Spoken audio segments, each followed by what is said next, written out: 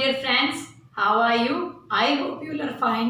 Welcome to my channel Law Scholars and Legal Issues. I am Advocate Vanita. I am presenting here today with another important topic of marriages. Marriage के regarding मैं इन दिनों काफ़ी topic जो है वो upload कर रही हूँ, लेकिन टाइम का बिजी शेड्यूल होने की वजह से मैं डेली वीडियो अपलोड नहीं कर पा रही हूँ. Sorry for that inconvenience. मैं अपनी तरफ से पूरी कोशिश करती हूँ कि मैं टाइम निकाल के वीडियो तैयार करके अपलोड करूँ, लेकिन जब मुझे पीपीटी वगैरह तैयार करनी पड़ती है तो मुझे काफ़ी ज़्यादा टाइम लगता है, तो पीपीटी बनाना मेरे लिए मुश्किल हो रहा है. तो मुझे लगा कि मैं आपसे इंटरेक्शन करूँ, आपके सामने एक ऐसा वीडियो लेके आऊँ जिसमें मुझे पीपीटी भी ना बनानी पड़े और वो वीडियो आपके लिए इम्पोर्टेंट भी हो. नॉर्मली मैं हिंदू मैरिजेस के रिगार्डिंग काफ़ी टॉपिक्स अपलोड कर चुकी हूँ. आज का जो हमारा टॉपिक है वो आपने थंबनेल देख के आइडिया लगा लिया होगा कि हिंदू मैरिजेस की जो सेरेमनीज हैं section 7 of Hindu marriage act का, उसको मैं थोड़ा सा डिस्कस करूंगी. आज का टॉपिक भी कोई लेंथी टॉपिक नहीं होगा, 5-6 मिनट का मुश्किल से टॉपिक होगा, लेकिन मुझे ये टॉपिक भी काफ़ी इंपॉर्टेंट लगा कि जिनको ये कंसेप्ट क्लियर नहीं उनको कंसेप्ट क्लियर हो जाएगा, और जो लॉ के स्टूडेंट्स नहीं है या जनरल पब्लिक जो है उनके लिए भी टॉपिक जो है काफ़ी इंपॉर्टेंट होने वाला है. देखिए सेक्शन 7 जो है हिंदू मैरिज एक्ट का क्या कहता है. सेक्शन 7 ये कहता है कि जब भी कोई हिंदू मैरिज होगी उसके लिए क्या क्या सेरेमनीज होनी चाहिए. सेक्शन 7 में 2 भाग हैं, 2 क्लोज हैं, फर्स्ट और सेकंड. फर्स्ट जो है वो मैंडेटरी क्लोज है. मैंडेटरी का मतलब है कंपलसरी है. फर्स्ट ये कहता है कि जो भी शादी होगी हिंदू मैरिज के तहत उसके अंदर जो है कुछ राइट्स और सेरेमनीज करनी पड़ेगी, कुछ रीति रिवाज है और कुछ सेरेमनी को आप कह सकते हो कि कुछ परंपराएं उनको निभाना पड़ेगा. जैसे हिंदुओं में 7 फेरे लिए जाते हैं, या अब जो ये हिंदू मैरिज एक्ट है ये क्या है, हिंदुओं पर भी अप्लीकेबल होता है और सिख पर भी अप्लीकेबल होता है, जैनिज्म पर भी अप्लीकेबल होता है.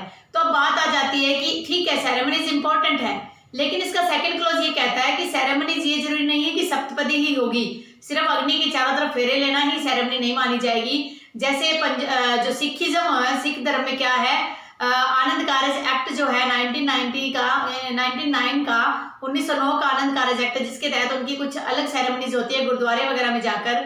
तो क्या वो सेरेमनीज भी वैलिड मानी जाएगी? देखिए ये सेरेमनी भी वैलिड होगी, क्योंकि जो फर्स्ट क्लोज है वो ये कहता है कि अगर मान लो एक लड़की कोई हिंदू धर्म से है, दूसरा लड़का कोई सिखिज्म है, अगर वो दोनों शादी करते हैं तो क्या ये कंपलसरी है कि दोनों फेरे भी लेंगे और आनंद कारज के तहत भी उनकी शादी होगी? देखिए ये कोई जरूरी नहीं है. जो सेक्शन 7 का क्लोज 1 है वो साफ तौर पे ये कहता है कि दोनों में से जो भी दोनों पार्टियां हैं, हस्बैंड वाइफ, दोनों में से किसी एक की भी अगर सेरेमनी को अडॉप्ट कर लिया गया है, एक की भी सेरेमनी को मान लिया गया है, तो वो मैरिज जो है वो वैलिड मैरिज मानी जाएगी. उस पर किसी प्रकार का आप इनवैलिड का एक टैग आप नहीं लगा सकते. अब बात आती है कि कई बार क्या होता है कि कई कपल्स ऐसे होते हैं जो लव मैरिज कर रहे हैं, वो कह रीति रिवाज से शादी नहीं कर पाते, वो सिर्फ एक मांग भर देते हैं और कहते हैं कि अब से तू मेरी पत्नी होगी. क्या वो वैलिड मैरिज माना जाएगा? देखिए जब कुछ सेरेमनीज की बात आती है, अगर वो हिंदू धर्म में है तो उसको फेरे लेने पड़ेंगे. अग्नि के चारों तरफ जो सप्तपदी बोला जाता है, 7 फेरे जो बोला जाता है, कईयों के 4 फेरे होते हैं, वो उन्हें लेना पड़ेगा. अगर कोई सिखिज्म के हैं तो उन्हें आनंद कारज के तहत जो है शादी करनी पड़ेगी. लेकिन अगर किसी ने सिंपल मांग भर दी और ये कह दिया कि ये मेरी वाइफ है, तो वो एक वैलिड मैरिज नहीं मानी जाएगी. अगर दोनों कपल वैलिड एज में है, दोनों 18 से ऊपर है, 18 और 21 की जो उनकी एज है वो रिक्वायरमेंट पूरी हो गई है, दोनों में से कोई पहले से शादीशुदा नहीं है, या दोनों अपने किसी गोत्र या किसी भाई बहन के एक रिश्ते में नहीं है, या दोनों ने कोई पागलपन या दोनों ने जो सहमति थी अपनी मर्जी से दी है, तो वो लिव इन रिलेशनशिप में काउंट हो जाएगा. वो हिंदू मैरिज के तहत, हिंदू मैरिज एक्ट के तहत वैलिड मैरिज नहीं मानी जाएगी. कई बार हमने ये देखा है कि कोई शादीशुदा आदमी या औरत है, वो शादीशुदा होने के बावजूद किसी और के साथ लिव इन में रहते हैं. देखिए वैसे तो ये लिव इन जो है ये वैलिड लिव इन नहीं माना जाएगा, क्योंकि डी वेलुस्वामी का एक केस आया, उस केस के अंदर सुप्रीम कोर्ट ने जो कुछ एक रिक्वायरमेंट्स बताई है कि जैसे वैलिड मैरिज की रिक्वायरमेंट्स होती है कि दोनों बालिग हो चुके हों, दोनों ने पहले से शादी नहीं की हो, दोनों अपनी सहमति देने में सक्षम हो, दोनों की एज की रिक्वायरमेंट पूरी हो, और दोनों किसी प्रकार के ऐसे रिलेशन में नहीं है जैसे भाई बहन का रिलेशन है, मामा भांजी का रिलेशन है, चाचा भतीजी का रिलेशन है. अगर वो ऐसे किसी रिलेशन में नहीं है तो वो लिव इन रिलेशन में रह सकते हैं. लेकिन क्या होता है कि आजकल कोई ऐसा ट्रेंड ही चल गया है कि जो मैरिड है वो एक्स्ट्रा मैरिटल जो अफेयर है उसके बाद किसी दूसरे के साथ लिव इन में रह रहे हैं. तो उस मामले में क्या होता है, कई बार जो वाइफ है या जो हस्बैंड है वो कहते हैं कि तूने दूसरी शादी कर ली और मैं तुम पर आईपीसी के सेक्शन 494 के तहत जो है वो बाइगेमी यानी कि दूसरी शादी का, पहली पत्नी के होते हुए या पहली पति के होते हुए दूसरी शादी कर ली है, तो वो क्राइम है, मैं आपके खिलाफ मुकदमा दर्ज करूंगी। या वो डाइवोर्स के लिए भी अगर कोर्ट में साबित करना चाहते हैं कि उस पर्टिकुलर व्यक्ति ने दूसरी शादी कर ली है, तो क्या वो किस तरीके से साबित करेंगे। सबसे पहली चीज मैंने आपको अभी बताया कि जो वैलिड मैरिज है वो तब काउंट होगी जब दोनों पार्टियों में से किसी एक ने अपने किसी राइट्स या सेरेमनी को निभाया है। अगर दोनों बिना किसी सेरेमनी के साथ रहते हैं और दुनिया के सामने अपने आप को हस्बैंड वाइफ कहते हैं और वो शादीशुदा भी नहीं काउंट होंगे, क्योंकि जो हमारा हिंदू मैरिज एक्ट है वो वैलिड मैरिज की बात करता है। जब कोई दूसरी के साथ कोई हस्बैंड जो अपनी वाइफ को छोड़कर किसी दूसरे के साथ रह रहा है या वाइफ अपने हस्बैंड को छोड़कर किसी दूसरे आदमी के साथ रह रही है, और अगर वो जो कह रहे हैं कि जो पीड़ित हस्बैंड या पीड़ित जो वाइफ है वो अगर बाई में गेमी का उस पर केस करना चाहती है, तो उसमें उसको कुछ भी हासिल नहीं होगा, क्योंकि उन्होंने जब तक वैलिड मैरिज नहीं की होगी, उन्होंने जब तक किसी रीति रिवाज के तहत मैरिज नहीं की होगी, तब तक उनकी मैरिज को वैलिड नहीं माना जाएगा।